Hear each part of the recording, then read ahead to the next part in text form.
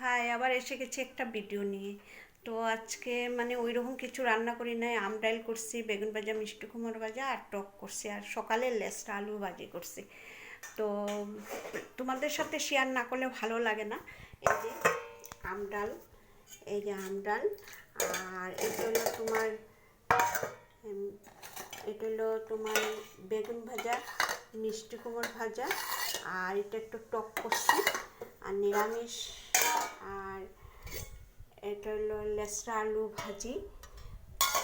তো ছেলেরা তো মানে বড় ছেলে নিরামিষই খায়, ছোটো জন এখন আবার ফোন করে যে গেলো কী বানাইছি, মানে আইটেম বুঝা উনি আসবেন করে আর কি। যাই হোক, আর মামনও গেছে তার মার এখানে।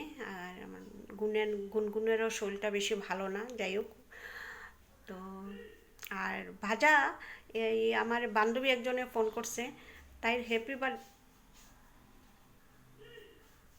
হ্যাপি বার্থডে শুনতে গিয়া আমার ভাজাটা পুইরা গেল গা।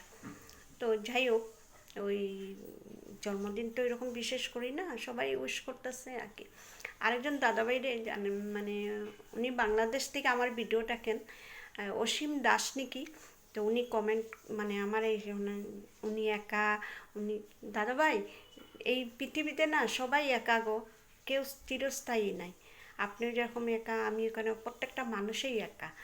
তো যাই হোক, আপনার ইয়েটা আমি পড়লাম, পইরা খারাপও লাগলো। আপনার মানে ব্যক্তিগত ব্যাপারের কথা আপনি আমার জানাইলেন। তো যাই হোক, জীবনে অনেক কিছু সমস্যা আসে, এই সমস্যা নিজেরই সমাধান করতে লাগে। তো যাই হোক, এইটাই রাখলাম। আর বিশেষ কিছু কোয়ার মতন আমার নাই। টাটা।